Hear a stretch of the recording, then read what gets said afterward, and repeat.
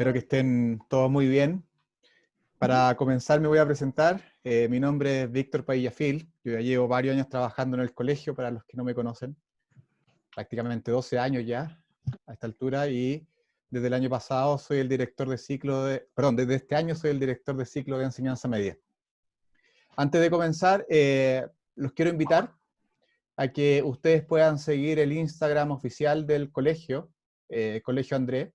Hoy día se publicó un video muy bello que nos regaló un profesor, recordando lo que hace algunos meses era parte de la normalidad y que hoy día tanto extrañamos, pero también con un mensaje de fondo que nos estamos cuidando para que esa realidad que teníamos el año pasado pronto vuelva a estar con nosotros y volvamos a estar juntos de manera natural, digamos, presencialmente, ¿ya?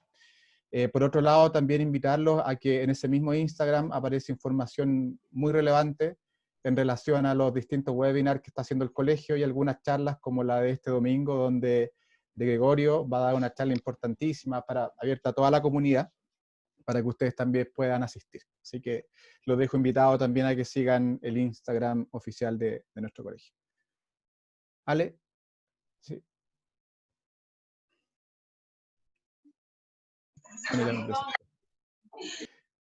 Bueno, la idea que tiene este webinar es de alguna manera poder otorgar herramientas y que ustedes también sepan el sustento teórico que tiene lo que nosotros estamos haciendo en este contexto, y que no es arbitrario, digamos que no es accidental, sino que viene desde una planificación de mucha más larga data y que dice relación también con el cambio de paradigma que ha tenido la educación a nivel internacional durante los últimos años, ¿ya? Entonces, mi parte es más bien teórica y dice relación con explicar un poco el paradigma desde el cual nosotros estamos viendo la educación, y que a veces cuando se conoce mejor este paradigma, los padres también pueden acompañar de mejor forma a sus hijos.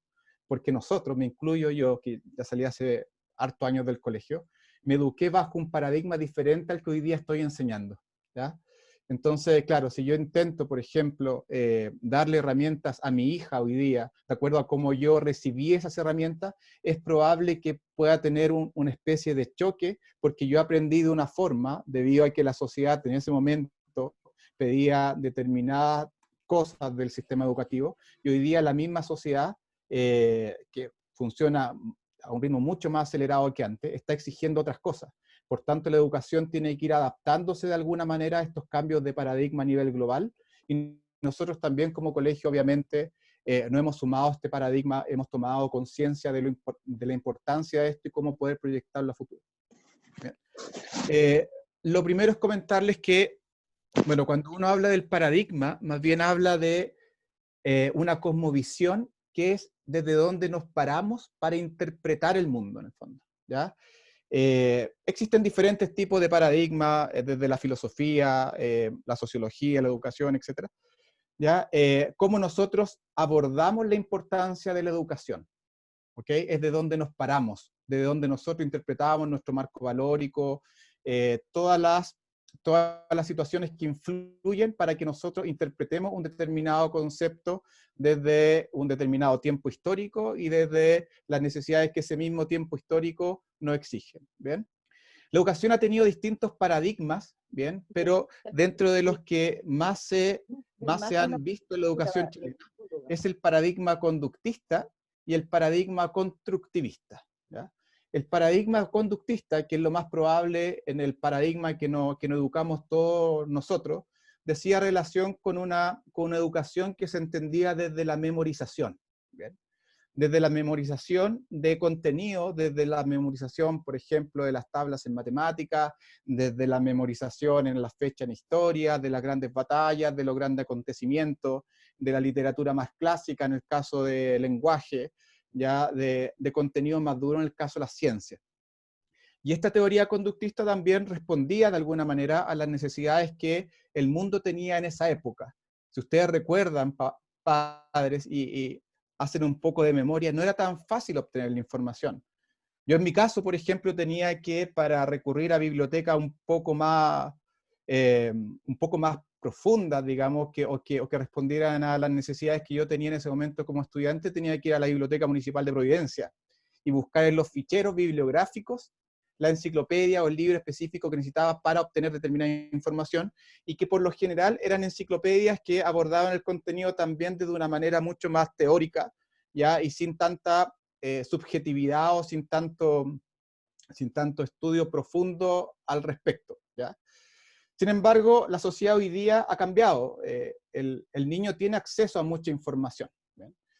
De hecho, hoy día se plantea que nosotros estamos en la sociedad de la información. Y es porque, a diferencia de lo que ocurría hace 20 años, por ejemplo, donde nosotros teníamos que ir a una biblioteca, memorizar ese contenido, o transcribirlo dentro de nuestro apunte, o fotocopiarlo para andar trayendo ese conocimiento con nosotros, hoy día ya no es necesario eso, sino que basta solamente un clic para que el alumno pueda acceder a las grandes bibliotecas del mundo, pueda tener el conocimiento en su mano, a través del teléfono, a través del computador, etc. Entonces, claro, hoy día la información ya no es un problema, o el acceso a la información ya no es un problema como lo era antes, sino que más bien la sociedad nos dice, chuta, hoy día el gran problema quizás es el exceso de información que tienen los estudiantes. Ahora, ¿cómo la educación da herramientas a ese estudiante para qué hacer con ese conocimiento? Hoy día el conocimiento está disponible. Está disponible a través de redes sociales, está disponible a través de bibliotecas digitales, está disponible con solo un clic. El punto es cómo el alumno toma ese conocimiento y lo ocupa para crear nuevas realidades. Por eso también que ese paradigma conductista, que es básicamente donde nosotros nos educamos, ha cambiado hacia un paradigma más bien constructivista, en donde el alumno es partícipe activo de la construcción de su conocimiento. Y el profesor es un mediador en la construcción del conocimiento de parte del alumno. Y eso es súper importante que lo entiendan, porque en este paradigma constructivista, si hay algo que destaca dentro de las características que debe de tener un alumno, es justamente la autonomía, ¿perfecto?, el pensamiento crítico y el poder dudar de todo lo que se le presenta, ¿ok? Antiguamente no. Antiguamente nosotros teníamos 2 o 3 fuentes de información y resulta que eso era el objetivo. Hoy día no, hoy día tenemos 1000 fuentes de información con distintas perspectivas diferentes, ¿ya? Y ahí va el alumno cómo puede dudar de cada una de ellas, espíritu crítico, y a través de ese espíritu crítico poder ir en el tiempo generando nuevo conocimiento. Ale, si puedes cambiar de diapositiva, por favor. Entonces, las habilidades tradicionales académicas y el aprendizaje de memoria, en este nuevo paradigma, ha ido cambiando hacia el desarrollo de otro tipo de habilidades que son mucho más profundas, ya que requieren de otra expertise de parte no solamente del alumno, sino también del profesor, para ser un mediador dentro de la obtención de estas habilidades, y que son habilidades que dicen relación con el pensamiento crítico y la adaptabilidad que tiene que tener el estudiante frente a los distintos contextos, ¿okay? Esperando que el estudiante tenga un rol más activo y que sean capaces de transformar el conocimiento que están obteniendo, ¿bien?, y transferirlo a variados contextos de la vida. En el fondo es tomar el conocimiento, criticarlo, profundizarlo, tomar ese conocimiento, adaptarlo a las necesidades que tiene hoy día, ¿ya?, a las necesidades que el alumno tiene hoy día, y poder también proyectarlo en el tiempo. Es diferente a lo que teníamos antes, ¿ya?, y muy diferente. ¿Okay? En el caso del lenguaje ya no basta con leer, ¿ya? En su momento, por ejemplo, la educación chilena, en los años 80, tenía como principal objetivo la matrícula, ¿ya? Ojalá que todos nuestros alumnos tengan, en Chile, tengan opción de entrar a una educación primaria y una educación secundaria. En los 90 cambia, chuta, resulta que nuestros alumnos ya saben leer todo, sin embargo estamos preocupados de todo lo que leen, cuánto comprenden lo que leen. Ya resulta que en el siglo XXI la preocupación es otra. Hoy día el alumno sabe, ya sabemos que todos en algún momento van a aprender a leer, por tanto para nuestro país el tema de la alfabetización no es un gran problema, de hecho no es un problema. El tema del acceso a la educación tampoco es un problema. Sin embargo, la calidad que hay detrás de ese aprendizaje, cómo el niño comprende lo que lee, cómo el niño aplica lo que aprende en matemática a diferentes contextos, como en el caso de historia el niño comprende, desarrolla espíritu crítico y lo usa como herramientas para hacer un aporte a su sociedad. Ese es el problema hoy día que tiene la educación chilena y que a través de los últimos cambios, sobre todo que ha tenido con la implementación de las bases curriculares, ha intentado proyectar eso en el tiempo, en el sentido de crear alumnos más críticos, propositivos, que valoren nuestra democracia y que sean capaces de interpretar su realidad y sean capaces de ser también un aporte en el futuro del país. Y en ese sentido nosotros como colegio hace ya varios años estamos trabajando con la infusión explícita de estas habilidades más complejas.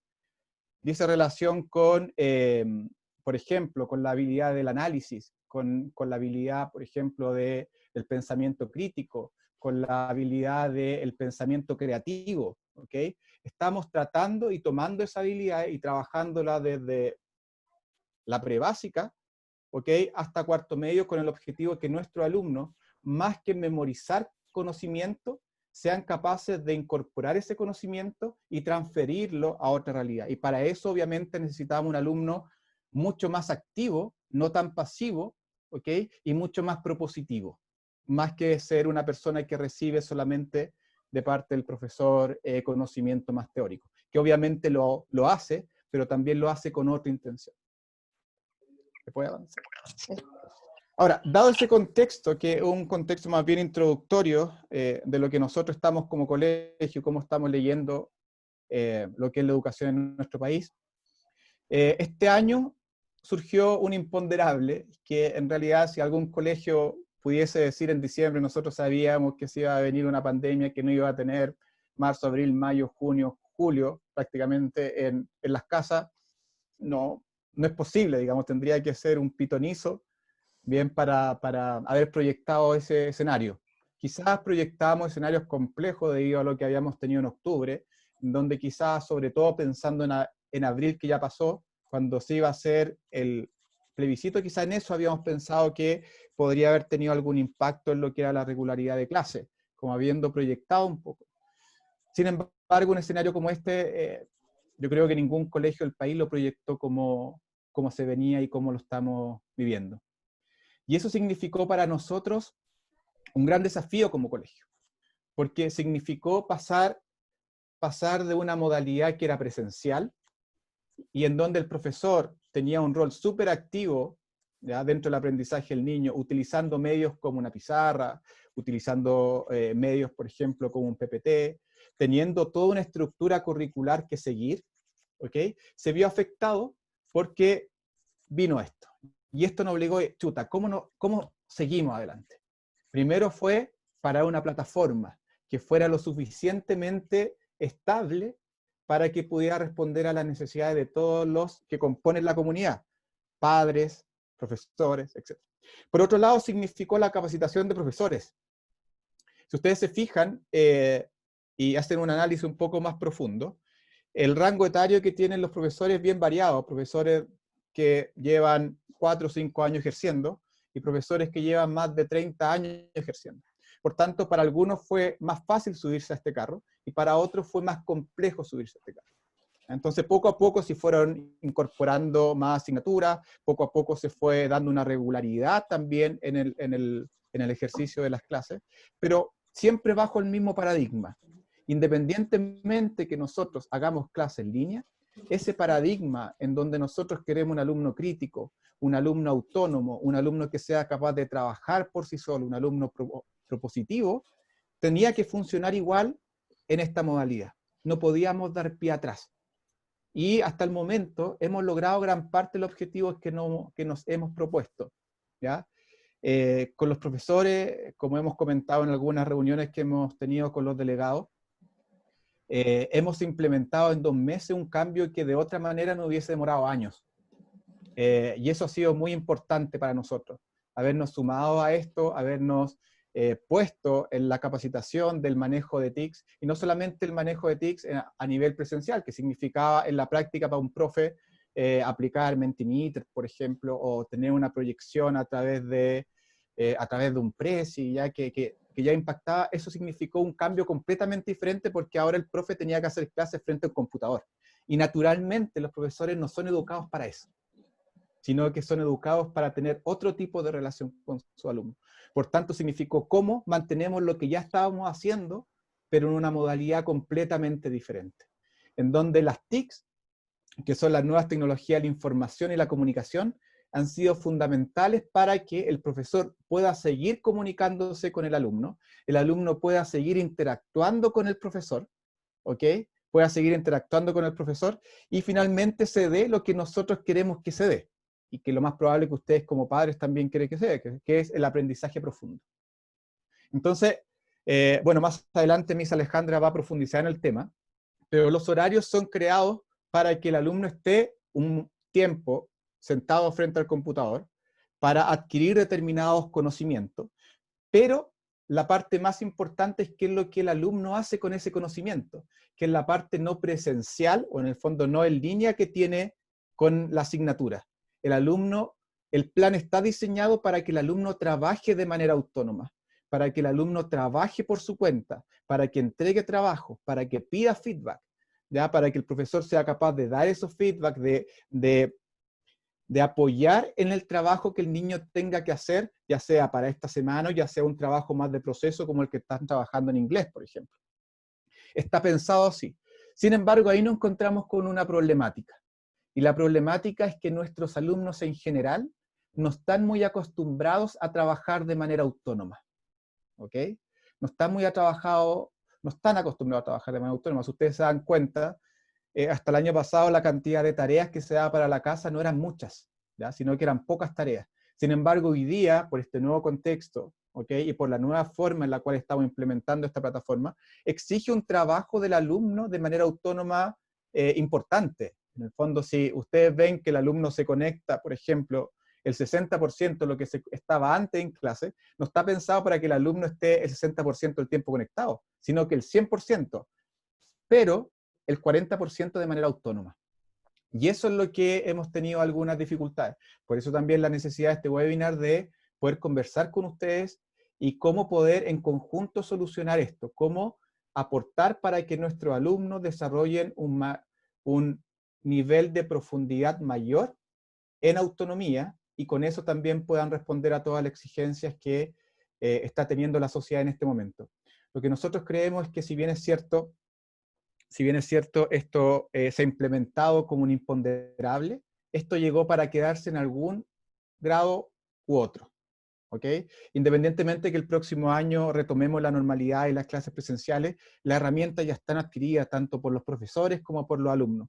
Por tanto, la idea es también seguir desarrollando esta tecnología y estas habilidades, porque tenemos la certeza que les va a ser de mucha utilidad a nuestros estudiantes en el futuro.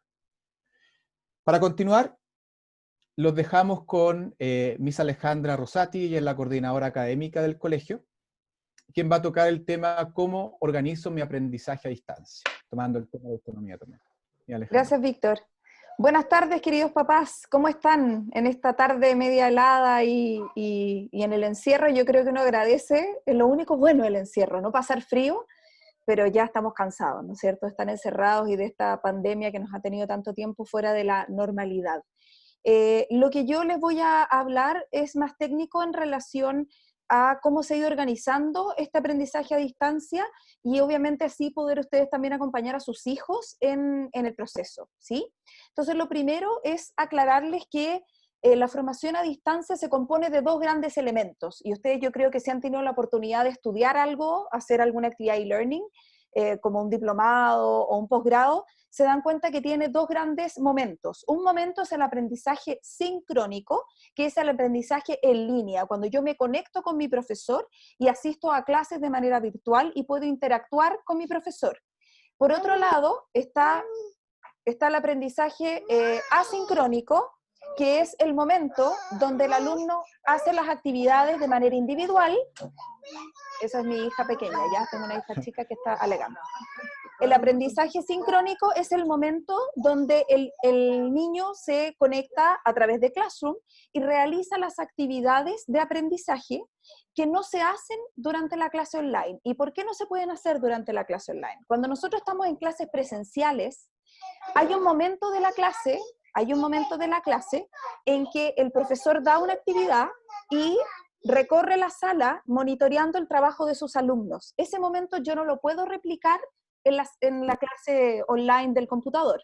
Entonces, lo traspasamos a la plataforma de Classroom y el alumno lo que hace es realizar la actividad a través de Classroom y recibe la retroalimentación de su profesor. Y ahí yo cumplo con los dos momentos centrales, que es obviamente la clase online donde yo tengo interacción con mi profesor y el aprendizaje asincrónico, que es cuando yo pongo en uso lo que aprendí a través de un ejercicio, una pregunta, una guía, etcétera, y mi profesor me lo retroalimenta para ver si voy en el camino correcto, ¿sí? En base a eso, es muy importante entender que nosotros hoy día estamos ocupando dos plataformas principalmente, que son Google Meet para el aprendizaje sincrónico, para el aprendizaje en línea, para las clases, y esos momentos sincrónicos de clase en línea permiten comprender los contenidos y habilidades correspondientes obviamente a la meta de la clase y resolver las dudas con mi profesor. A su vez, en el asincrónico, yo aplico esos contenidos y esas habilidades a través de actividades de clase que el profesor me sube a esta plataforma. ¿Cuál es el rol que debe tener el alumno en cada una de las dos?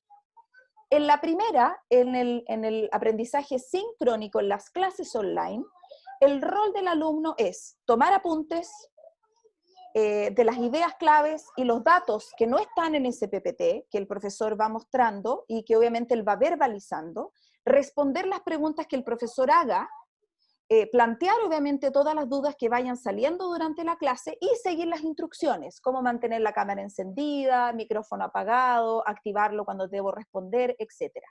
¿Cuál es el rol del alumno en el modo asincrónico, cuando yo realizo las actividades en Classroom? Primero, revisar constantemente mis carpetas de Classroom para estar al día con los materiales que los profesores van subiendo semanalmente. Después, programar el tiempo, el momento en que yo voy a hacer esas tareas, porque obviamente, si se me juntan muchas, no voy a alcanzar a entregarlas o a subirlas en el momento en que me lo exigen. Entonces, debo tener el tiempo suficiente para poder realizarlas.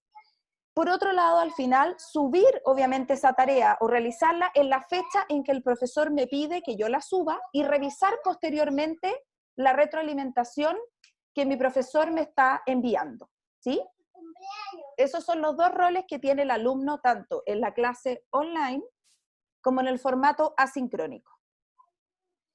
Dicho esto, yo creo que uno puede sacar la conclusión de que el aprendizaje presencial obviamente tiene un ritmo diferente al aprendizaje a distancia.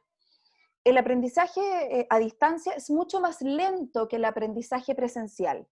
¿En qué sentido? ¿Y por qué es más lento? Porque obviamente lo que produce es que el alumno tenga que conectarse de una vía virtual y tenga que realizar actividades posterior, para lo cual va a recibir una retroalimentación del profesor, y en ese lapso de tiempo nosotros estamos haciendo lo que en rigor se hace clase a clase, en un formato de 1 hora 20. Entonces, lógicamente, el aprendizaje en este formato de modo a distancia va avanzando de manera más lenta, y es por eso que el Ministerio priorizó los objetivos de clases. El Ministerio hizo, como por decirlo así, una selección de aquellos objetivos que son esenciales de cada plan y programa, de cada asignatura, de prekinder a cuarto medio, y a través de esa selección priorizó y dijo: profesores, ustedes deben priorizar estos objetivos con estos contenidos, porque lógicamente no vamos a alcanzar a cubrir el programa completo, ¿sí? Eso es un poco importante tenerlo claro, porque a veces uno siente que su hijo o hija va como atrasado, como que siente que el proceso avanza lento y debería ir más rápido. Obviamente es por esa razón, ¿ya? Es porque efectivamente es más lento. En términos más cuánticos, por decirlo así, más concretos, es súper importante entender o poder como papás monitorear el tiempo que nuestros hijos destinan durante la semana para las distintas actividades, ya sean sincrónicas o asincrónicas. Si ustedes se fijan ahí, en verde están las clases online, que corresponde a lo sincrónico, y en rojo y azul está lo asincrónico, todo aquello que el alumno hace fuera del horario de clases online. Entonces, haciendo un cálculo, los alumnos de primero y segundo medio tienen aproximadamente 13 horas de clases. Hay una 14ª que se agrega quincenalmente, que es la de música, pero tienen formalmente 13 horas de clases a la semana en que se conectan con su profesor. A su vez, tienen 6 a 8 horas a la semana en que dedican a hacer las actividades del área científico-humanista, todas las tareas que las asignaturas del área científico-humanista mandan a la plataforma de Classroom, y asimismo, de 2 a 4 horas semanales en todas las actividades técnico-artísticas que sus hijos tienen, los que toman arte, los que toman música, y obviamente educación física, que tiene un programa de actividades diario.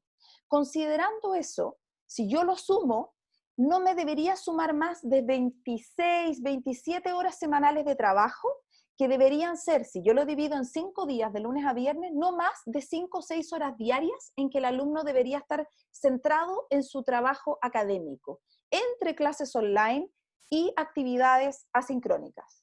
Por lo tanto, eso es muy importante tenerlo claro, porque así es visualizar el horario de mi hijo o hija en la casa, y puedo organizar los tiempos y puedo monitorear mejor cómo mi hijo se está organizando de manera autónoma para regular esos tiempos, ¿sí?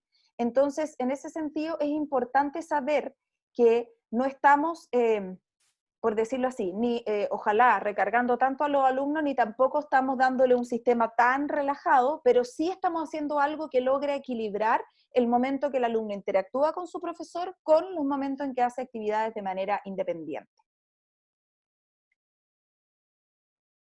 Recomendaciones para el aprendizaje a distancia que les pueden servir para que sus hijos lo puedan hacer y para los alumnos que se conectaron lo puedan hacer.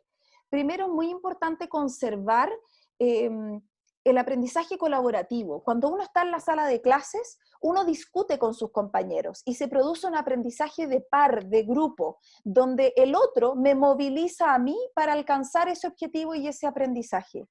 Eso es muy importante no perderlo. Por lo tanto, además de la clase online donde se genera la interacción, es muy interesante que los alumnos puedan generar instancias de grupos de estudio a través de Meet o la plataforma que ellos elijan, ideal que sea Meet porque son los correos del colegio y obviamente eso nos da más tranquilidad a nosotros, que están más resguardados de todas las posibles virus o cosas que puedan aparecer en su computador.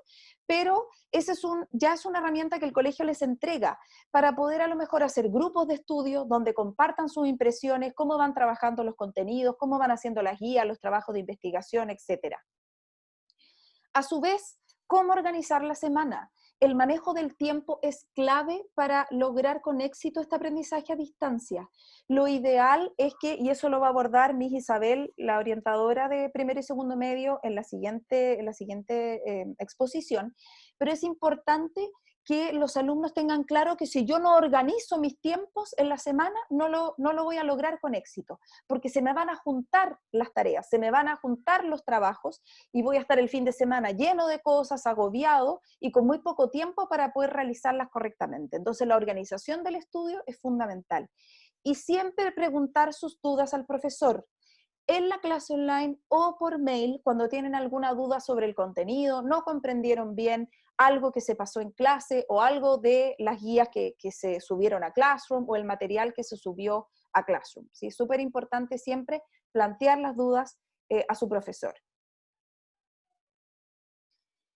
Y obviamente el tema que a los alumnos les preocupa mucho y también a ustedes como padres es cómo abordar las evaluaciones. Primero, la gran pregunta, ¿no es cierto? ¿Por qué estamos evaluando? ¿Por qué evaluar en medio de una pandemia? Entonces, lo primero es decirles que nosotros como colegio nos estamos anticipando a lo que el ministerio nos pueda pedir. El Ministerio de Educación hoy día dice el año escolar se va a realizar, ya sea volviendo a clases presenciales o no volviendo a clases presenciales, pero el año escolar se aprueba y para aprobar este año 2020 necesitamos calificaciones.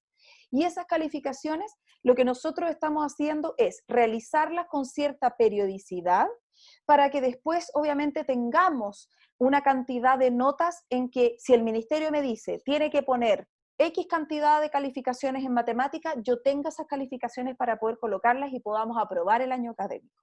Todavía no sabemos con cuántas notas se va a aprobar cada asignatura. Esa información todavía el ministerio no la libera. Pero lo que sí sabemos es que nos van a pedir, obviamente, un registro de calificaciones por asignatura y debemos tener ese respaldo, obviamente, de aquí a que termine el año académico. ¿cuáles de esas notas, y ahí voy a la siguiente pregunta que está a la derecha, cuáles de esas notas van a ir en mi registro oficial y van a ir a lo esa sigla que tanto nos asusta, que es el NEM?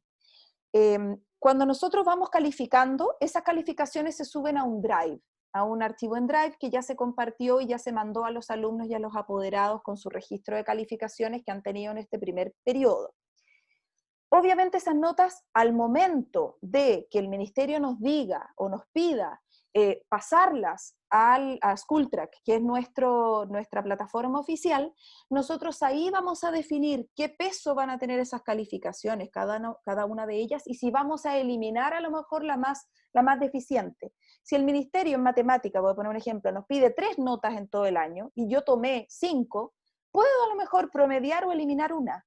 Entonces, en ese sentido, no sabemos todavía cuáles de esas notas van a ir, pero queremos dejarlos tranquilos, que las que van a ir obviamente van a reflejar el escenario más beneficioso para sus hijos. Si hubo una nota deficiente y después el alumno repuntó y tuvo mejores notas, esa nota deficiente es la que vamos a eliminar. Un poco dejarlos tranquilos que vamos a resguardar que este escenario de pandemia ha sido muy exigente para los alumnos y que vamos a querer obviamente lo mejor para ellos. ¿Y por qué algunas asignaturas hacen pruebas en línea, otros trabajos? Esa explicación responde, o esa razón, responde al formato un poco del contenido que se ve en cada asignatura y a su vez si la asignatura tomó una decisión de evaluar un proceso de aprendizaje o el progreso de un aprendizaje, o decidió tomar una foto de un momento y tomar una prueba en línea. Estamos abriendo la posibilidad de que los departamentos vayan cambiando esta modalidad a medida que va pasando el tiempo y vayan exponiendo al alumno a distintos estímulos. Una prueba en línea, un trabajo de investigación, distintas tareas con nota, etcétera. Y obviamente recomendaciones finales para las evaluaciones: siempre estudiar con tiempo, siempre realizar las guías que mandan los profesores a Classroom, porque eso nos prepara para una evaluación. Si es una evaluación en línea, ojalá que los alumnos no estén interrumpidos por los ruidos de la casa o del entorno, y que tengan un espacio tranquilo donde poder realizar su evaluación, etc. Y bajar la ansiedad, porque no se están jugando la vida con ninguna de estas notas, solamente estamos verificando aprendizaje, y es importante para el alumno recibir su nota para saber realmente cuánto logró aprender de esa unidad o de ese contenido, y así obviamente tener un feedback más numérico de lo que está aprendiendo, pero no asustarse con que esas notas van a alterar su NEM, porque no va a ser así. Bueno, si hay dudas en relación a esto, las vamos a responder al final, pero antes de dejar a Isabel, es dejarlos tranquilos, papás, que el colegio ha planificado esto con mucha dedicación. Hemos ido paulatinamente considerando todas las realidades de familia, de alumno que tenemos. Entonces la idea es buscar un equilibrio entre lo que todos nuestros alumnos necesitan. Entonces, dicho esta parte como más académica, los voy a dejar con Miss Isabel Ursúa, que es la orientadora de primero y segundo medio, y ella les va a hablar del apoyo que está haciendo orientación a los alumnos para organizar mejor su estudio de formación a distancia. Hola, muy buenas tardes a todos y a todas.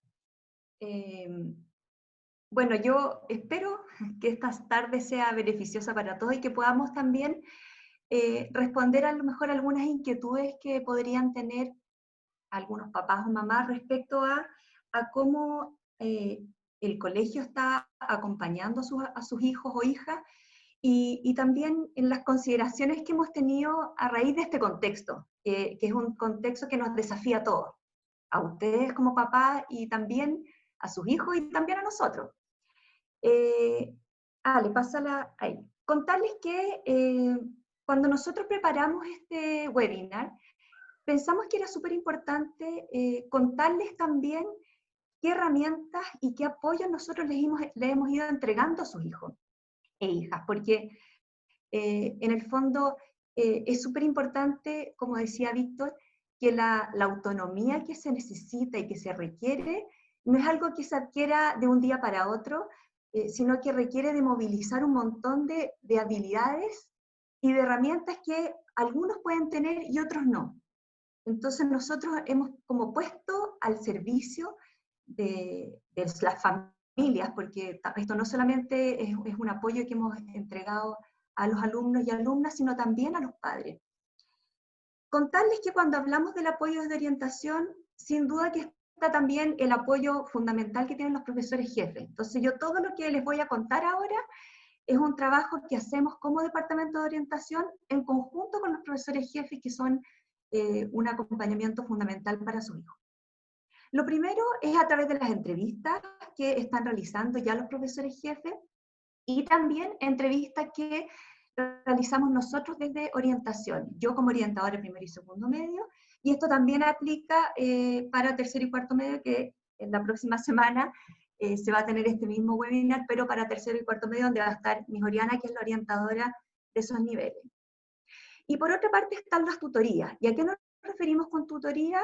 Son acompañamientos más específicos que nosotros les entregamos a ciertos alumnos, ya sea porque han tenido a lo mejor más dificultades para sumarse a este nuevo sistema, porque han requerido a lo mejor algún apoyo emocional más específico, porque nos piden orientaciones, etc.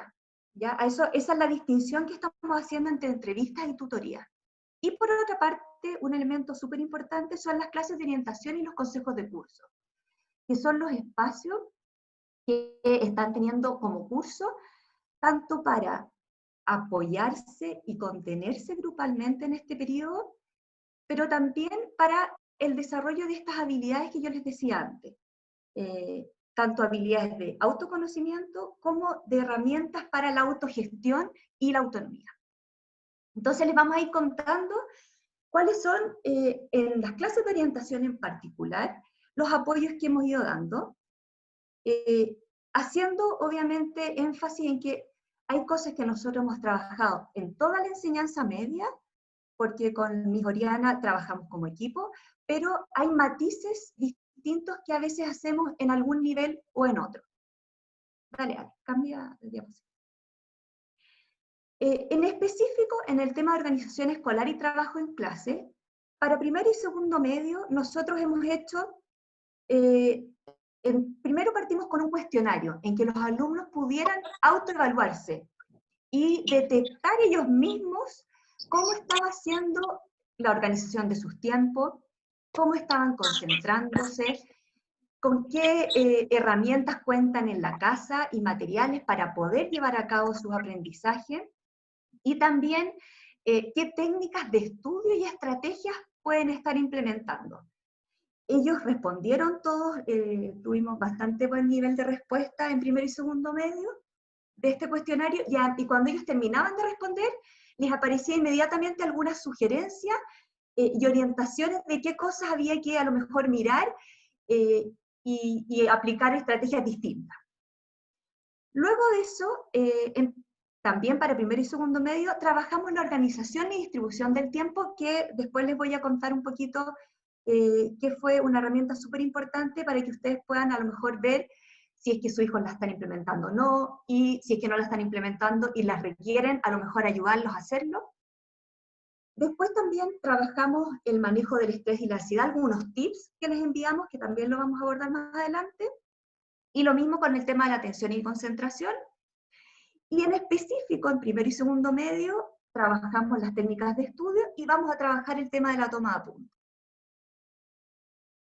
Avanza, Ale. Un tema clave y como base para el tema de la organización de los tiempos de estudio es tener un horario, ¿ya? Puede ser un horario que ellos hagan a mano. Yo en la actualidad les estoy recomendando mucho más a los alumnos usar las herramientas tecnológicas, principalmente Google Calendar, donde los alumnos tienen ya incorporadas las clases que tienen diariamente y las tareas. Además, cuando un profesor sube una tarea a Classroom, a los alumnos inmediatamente se les agenda en el calendario. Entonces, yo en la actualidad les estoy recomendando aprovechar esa herramienta para ahí incorporar sus propias tareas. Entonces, ¿cómo partimos armando esto? La idea es que los alumnos revisen y piensen cuáles son todas las cosas que ellos tienen que hacer durante la semana, desde las clases a las que tienen que asistir, las tareas que tienen que realizar, y también los tiempos libres que van a necesitar, porque la idea es también tener tiempos de descanso, porque si no, aparecen otros elementos como la fatiga, el estar frente al computador cansa mucho. Entonces, tener también esos espacios de descanso es súper importante. Entonces, yo acá, por ejemplo, este es un ejemplo de una organización semanal. En amarillo están las clases, ya que a los alumnos, por ejemplo, en el calendar les van a aparecer automáticamente. En celeste aparece el trabajo individual por asignatura. Ahí, ¿qué les sugiero yo? Que piensen a lo mejor en las asignaturas que tienen al día siguiente y también en las tareas que tienen. Entonces, si tienen una tarea que requiere mucho tiempo, planificarla 2 o 3 días antes y ponerla en su calendario. En verde están las revisiones de su cuenta de Classroom. Partir el día lunes, temprano, revisando todo lo que tienen para la semana, descargando el material, viendo si es que para la clase que tienen ese día tienen que agregar algo o preparar algo, etc. En rojo, por ejemplo, pusimos si es que tienen que hacer algún trabajo en grupo o quieren estudiar, necesitan un grupo de estudio, también que lo agenden. En morado está el tiempo libre. Y en un lila como clarito pusimos organizar mi trabajo académico semanal. O sea, proyectar la semana completa. Ya, este es un ejemplo. Si hay algún alumno que quiera agregar otras cosas, hacer ejercicio, si tiene apoyo de algún especialista externo, ponerlo también. O sea, todo lo que les permita incluir en su calendario y organizar sus tiempos, mucho mejor.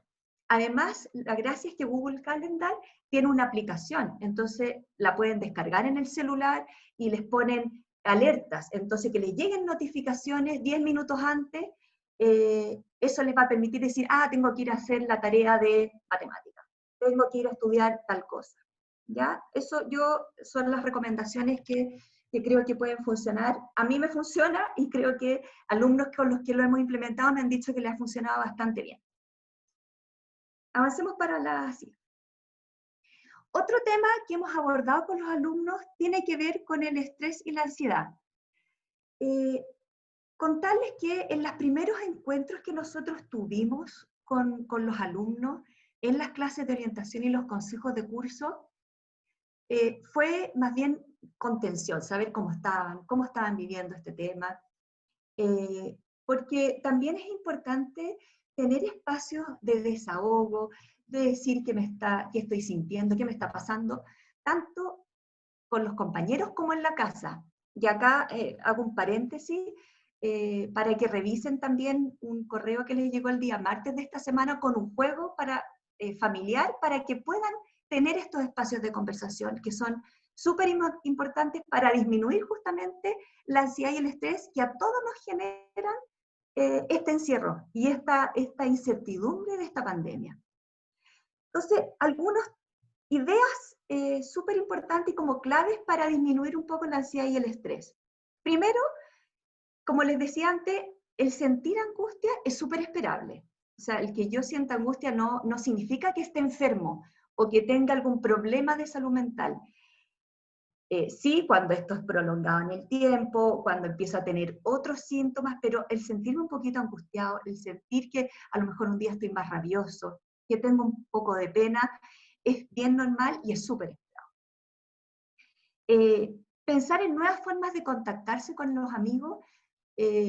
Ha sido un poco loco todo esto de pasar de decir cuidemos las redes sociales a usen las redes sociales. El punto es cómo usamos las redes sociales. Las redes sociales no son complejas si es que uno las sabe usar bien y es de una forma sana, ¿ya? Y en este contexto, el juntarse con los amigos a través de Meet, de Zoom, de WhatsApp, de Instagram, es súper sano, y ayuda para sentirse acompañado. Aportar de una manera positiva al clima familiar y escolar, tratar de no enojarse por todo. Yo sé que cuesta porque a veces uno está más saltón, pero de repente como ver todo en la justa medida. Tener espacios para compartir en familia, para actividades recreativas, mantener hábitos diarios. Súper importante cuidar los hábitos de sueño y los hábitos de alimentación que son bases. Esas son como necesidades básicas. Si esas necesidades básicas no están funcionando bien, repercute en otras áreas. Me empiezo a cansar, me empiezo a desconcentrar, me empieza a cambiar el ánimo. Ahí, ojo con tratar a lo mejor de instalar ciertos horarios. Yo sé que la tentación es despertarme a la hora que tengo clase, pero la verdad es que si mi primera clase es a las 11 de la mañana y me despierto a las 10:30, probablemente me voy a quedar dormido muy tarde, y si al día siguiente tengo clase a las 8, me va a costar más despertarme. Entonces, esos cambios y esa como inestabilidad en los hábitos de sueño-vigilia hacen que sea más difícil quizás manejar a lo mejor ciertos otros factores. Lo que les decía, la organización escolar, tener algunas prácticas de relajación, mindfulness, yoga. Nosotros en el Classroom de orientación subimos algunas técnicas de relajación, y lo que les decía antes, hacer pausas. ¿Ya? Vamos con el cierre. Otro aspecto que trabajamos es el tema de la atención y concentración. Ustedes se van a ir dando cuenta que todos los elementos que nosotros hemos ido trabajando con sus hijos e hijas están relacionados. ¿Y por qué el tema de la atención y la concentración? Porque obviamente si yo estoy estresado, si estoy durmiendo mal, si no me organizo, mantenerme atento y concentrado va a ser más difícil. Entonces, dos elementos súper clave. Por una parte, el que la capacidad de mantener la atención y concentrarse se puede ejercitar y se puede entrenar, es una habilidad que no es que yo nací concentrado, no, yo puedo aprender a concentrarme. ¿Ya? Si a mí me cuesta más concentrarme, tengo que buscar estrategias que me permitan disminuir los estímulos que me desconcentran. ¿Ya? ¿Qué estímulos hay que disminuir sí o sí porque me desenfocan? Malos hábitos de alimentación y de sueño. Lo que les decía antes. Tratar de comer sano, de repente el comer alguna chanchá no nos hace mal a nadie, pero que no sea una constante, ¿ya? El tema del cuidado del cuerpo, los dolores corporales, de repente estar mucho sentado al frente del computador, uno a veces tiene malas posturas, el cuello, duele un poco el cuello, la espalda, y eso afecta no solamente en, ay, me duele el cuello, sino que también hace que yo me canse más rápido, aumenta la fatiga, afecta en la respiración. Entonces, ahí también nosotros subimos a los alumnos en Classroom algunos ejercicios y formas de corregir la postura corporal, y ahí el tema de la relajación y del ejercicio físico, hacer lo que mandan en educación física, es clave. Y la poca organización y malas técnicas de estudio también hace que uno se desenfoque. Y ahí quiero pasar a la diapositiva siguiente, Ale, por favor. Donde nosotros trabajamos con los alumnos de primero medio 7 técnicas de estudio. Ya nosotros les pedimos como tarea que ellos hicieran 3. Ahora, mi sugerencia es que ojalá las entrenen todas, porque aunque uno crea que uno ya encontró su técnica, no siempre la misma técnica me sirve para todas las asignaturas. Y no lo que he usado siempre es necesariamente lo que se requiere en este contexto. ¿Ya? Entonces, no les voy a explicar cada una de las técnicas, sino que es más bien para que ustedes lo sepan. Y finalmente, les queríamos contar que nosotros estamos terminando con los primeros medios la unidad de organización escolar en un par de semanas más. Y a partir de julio vamos a empezar con el tema más de entregar habilidades socioemocionales a los alumnos y alumnas. Vamos a partir con primero medio, trabajando el tema del autocuidado, del autoconocimiento, de la autoestima, y también vamos a trabajar herramientas de prevención.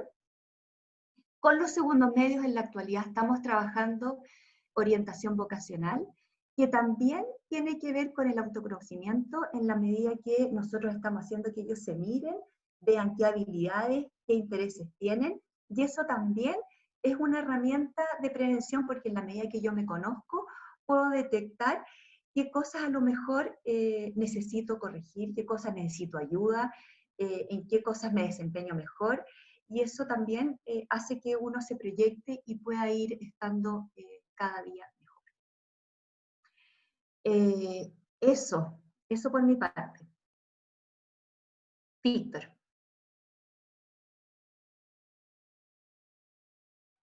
Perdón, justo saqué la imagen más importante. Espérenme, ahí sí. Ah, no, perdón. Víctor, tienes que activar el micrófono porque no se escucha. Ahora sí, ahora Ahora sí. sí, un segundo. ¿Voy a admitir a alguien? En esta pandemia han surgido varias frases que son del bronce, ¿ya? Frases algunas más cliché que otras, pero todas apuntan a lo mismo.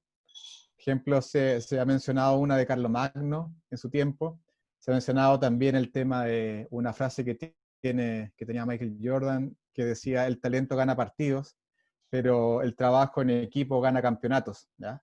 Ahora, si nos vamos más a la política, podemos tomar a Churchill, que es lo que decía, todos juntos ganaremos, pero cada uno por su cuenta fallaremos, ¿ya? De alguna manera lo que nosotros queremos es incentivar a que todos nosotros trabajemos en equipo. Ya en el caso del colegio, nosotros somos un gran equipo, pero sin ustedes no podemos lograr nada en el fondo, ¿ya? Nosotros trabajamos con sus hijos, pero nosotros necesitamos que a su vez estemos articulados estudiantes, profesores, equipos de gestión, que en este caso somos nosotros, y ustedes también que ocupan uno de los roles más importantes en la educación de su hijo. Si le ayuda a usted, los objetivos no se van a poder lograr, ¿ya? Entonces también invitarlos a que en el caso que ustedes tengan alguna inquietud que quieran aclarar en el futuro y que no haya sido contestada en esta reunión, si en la dinámica del curso aparece también algo que sea significativo y que esté afectando de alguna manera el aprendizaje de su hijo, tienen el derecho y el deber, en el fondo, de plantearnos eso para poder trabajarlo en conjunto. Y no esperar hasta que esta problemática sea grande, y claro, lo vamos a intentar resolver, pero va a ser mucho más complejo, porque vamos a tapar un hoyo en el fondo, vamos a apagar un incendio, cuando hay muchas de las cosas que podemos trabajar de manera transversal en el tiempo y podemos lograr mejores resultados aún. ¿Ok? Entonces, pasamos a la parte preguntas. Sí, de hay las dos preguntas preguntas. pendientes. Sí. Hay dos preguntas pendientes. Voy a dejar de compartir para que podamos responder las preguntas. La primera pregunta es la de Magde, ¿ya? La de Magde, quien pregunta lo siguiente, dice, ¿es posible que los profesores armen grupos de trabajo y estudio? Hay chicos que les cuesta más socializar o pensando en niños nuevos. Tengo entendido que mientras están en clase, el profesor pueden hacer grupos más pequeños para hacer algún tipo de trabajo en clases y pasar por ellos revisando cómo van desarrollando las guías. Claro, sí es posible, ¿ya? Sí es posible que el profesor, más que armar grupos, ¿ok?, propicie espacios para que dentro de los cursos se formen grupos de estudio. Ha funcionado en algunos cursos, donde en alguna asignatura en particular en química, me acuerdo, me puedes corregir, Isa, que tuvieron algunas dificultades al principio, entonces, claro, en conjunto con la profesora jefe, Miss Claudia, Isabel también, se fomentó y se propició el espacio en los horarios de consejo de curso para que los alumnos se pudieran organizar y armar pequeños grupos de estudio. Entonces, claro, el profesor propicia el espacio a través de los consejos cursos, lo conversamos en las reuniones que tenemos como equipo, y se arman estos grupos de estudio. Sin embargo, el tema de que el profesor arme unilateralmente los grupos de estudio es más complejo, debido a que como son aparte o son extracurriculares en el fondo, va a ser complejo que estos grupos que son armados por el profesor de acuerdo a su criterio se mantengan y tengan los efectos que nosotros queremos en el futuro. Sí, obviamente el profe puede mediar, Si obviamente el profe puede decir, chuta, es una necesidad que mi curso está teniendo problema en tal y en tal asignatura. Entonces el profe propicia el espacio. Chiquillos, saben que tenemos este problema, les sugiero esto, armemos grupo de estudio, y ahí el profesor, claro, puede detectar al alumno que a lo mejor es un poco más tímido y decir, oye, pero tú podrías estar en este grupo, ¿podrías ser? Sí, perfecto. Propicia los espacios, más que diseñar él y evaluar él que esto se mantenga en el tiempo. Y ha tenido éxito. Ha tenido éxito esta estrategia, ha funcionado en un segundo, también ha funcionado en algunos primeros medios. Entonces, yo creo que es algo que el profe puede, insisto, propiciar, más no establecer como una norma draconiana que esto se pueda hacer siempre en los cursos. Esto es muy importante que ustedes lo sepan, que nosotros semanalmente estamos teniendo reunión con todo el equipo de gestión y los profesores jefes, y vamos sabiendo todas las problemáticas que están teniendo los cursos. Por tanto, las estrategias para poder solucionar estas problemáticas las planteamos en esa reunión y vamos desarrollando estrategias para enfrentar estas problemáticas.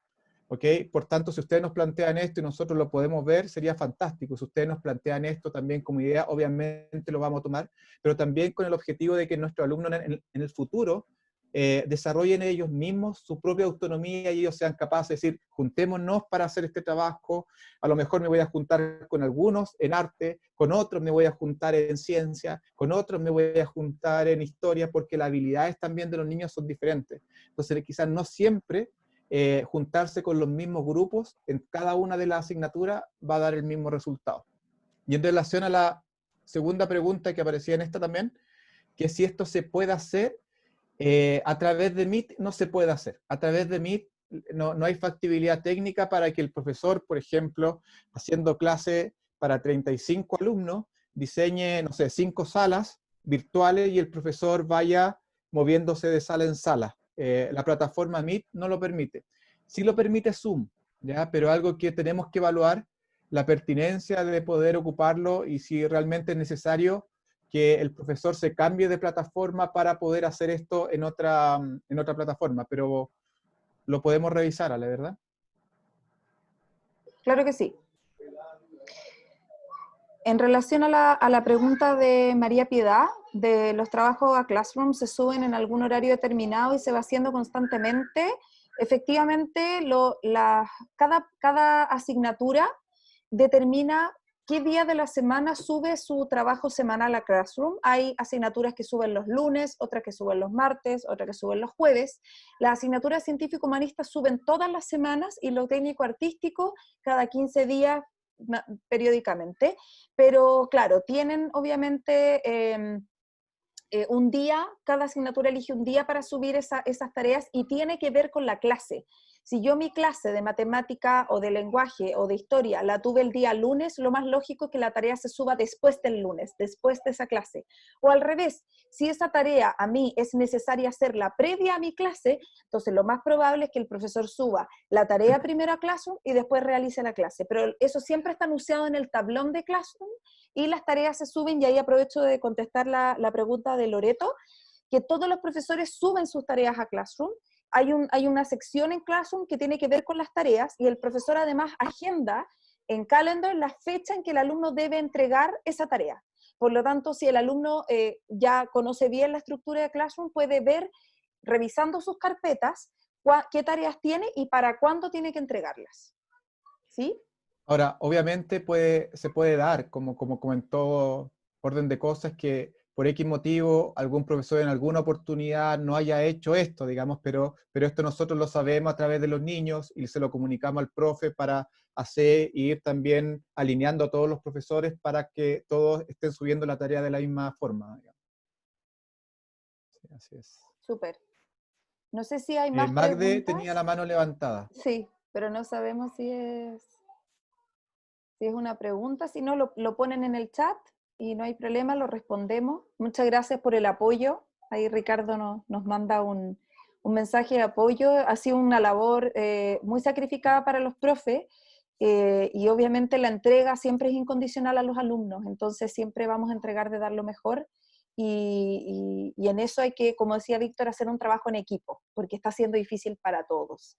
Los papás que están haciendo teletrabajo pueden empatizar con los profesores que tenemos hijos y que a pesar de eso tratamos de hacer nuestras clases bien, de entregar lo mejor a nuestros alumnos, a pesar muchas veces de estar cocinando para los hijos, haciendo el aseo de la casa y cumpliendo con el trabajo. Entonces, muchas gracias obviamente por ese apoyo.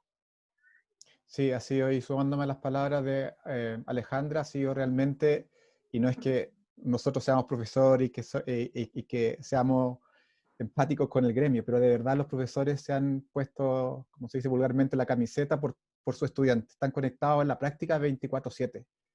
Ya en la práctica el profesor, así como cualquier trabajador, debiese tener su horario, pero en particular los profesores jefes, y lo sé porque reciben mensajes 9 de la noche, 10 de la noche, ¿ya? Y nos están comunicando a nosotros el otro día también, fin de semana, siempre con una prioridad que el aprendizaje y la estabilidad emocional de su alumno. Es diferente a la universidad. Nosotros en el colegio no solamente trabajamos desde los contenidos y del objetivo que tienen que ver con las distintas áreas de expertise, ciencia, historia, lenguaje, etcétera, sino que también trabajamos con personas que están en formación y que también la estamos formando en términos valóricos. Y hay objetivos que nosotros trabajamos en la enseñanza media, bueno, y en toda la enseñanza prebásica, segundo ciclo, etcétera, que son objetivos transversales que dicen relación con la empatía, por ejemplo, que dicen relación con el respeto, que dicen relación con la cooperación, un sinnúmero de valores que nosotros también tenemos que desarrollar y también estamos súper comprometidos en desarrollar. Quizás no se ven de manera tan explícita como, por ejemplo, que en historia se vea la Segunda Guerra Mundial, pero sí dentro del currículum oculto que se llama, está la intencionalidad de que a través de un determinado contenido en cada una de las ciencias se vayan desarrollando también valores.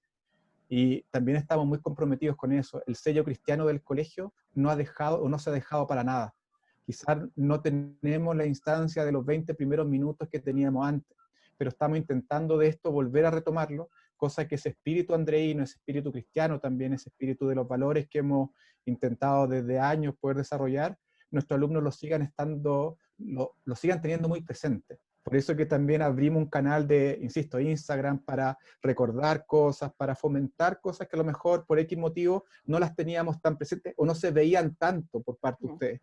Pero ahora queremos también transparentar eso y que estamos con todas las ganas, con toda la fe también en que vamos a volver pronto, pero esa vuelta pronto significa también una vuelta cuidándonos todos juntos. ¿Bien? Así que... Eso. Agradecerles obviamente su participación, invitarlos a más instancias como esta. Les compartí recién el link de una encuesta, porque obviamente como colegio siempre queremos ir mejorando, queremos recibir sus sugerencias para que lógicamente podamos ir tomando todo lo que ustedes necesitan y ofrecer más espacios como este. Entonces, obviamente terminar con su feedback, con lo que les pareció a través de esta encuesta y obviamente siempre mantener una comunicación fluida, colegio apoderados para poder hacer un trabajo sólido con sus hijos.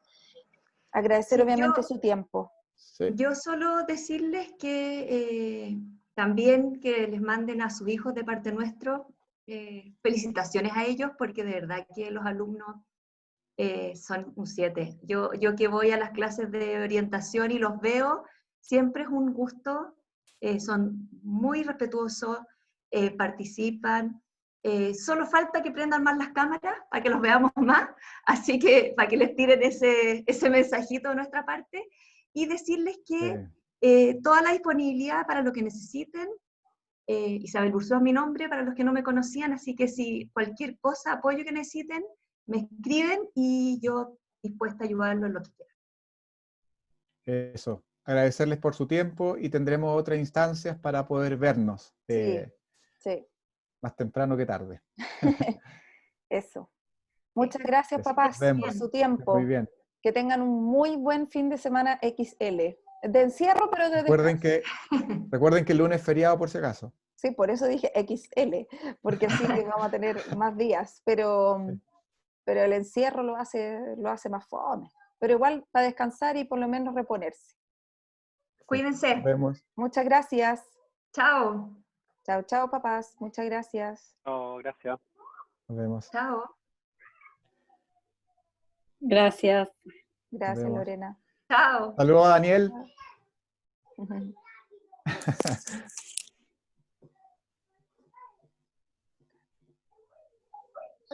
Yo le digo, gracias. Ya, nos vemos, Paulina, que esté bien. Chao, chao. Chao, chao. Chao, gracias. Nos Gracias a vemos. ti. Chiquitito. Gracias también, Loreto, por su correo, aprovechando que está ahí. Fue muy gratificante recibirlo. No me escucho, parece.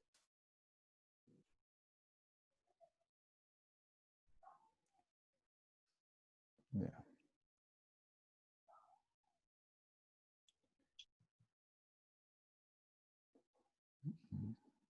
De que, Víctor, fue un placer enviarlo. Y para todos los que lo recibieron, sí, lo escuché, es que no me manejo mucho con la tecnología, los niños, ya. mamá, prende el micrófono. No soy amiga de la tecnología, pero ahora hay que ocuparla, no queda otra. Sí, así que no, Transmití gracias su a usted. mensaje Qué bueno que a todos los profesores también, porque les da ánimo también para seguir adelante con todo lo que están haciendo. Sí. Así que Sí, fue un correo muy sincero de parte de nuestro, así que se agradece todo el esfuerzo. Gracias. Muchas gracias. Chao, Chao, chao, chao. chao. Buen fin de semana. Igual.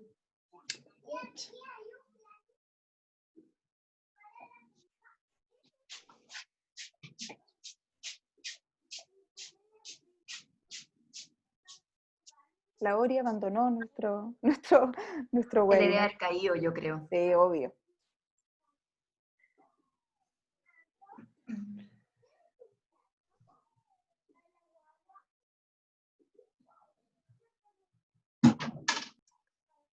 ya, él Ahí. estaba sacando. Súper. Ya. ¡Bravo! Ya. Está empezando a cenar, cuenta que lo estaba- Bien, excelente, excelente.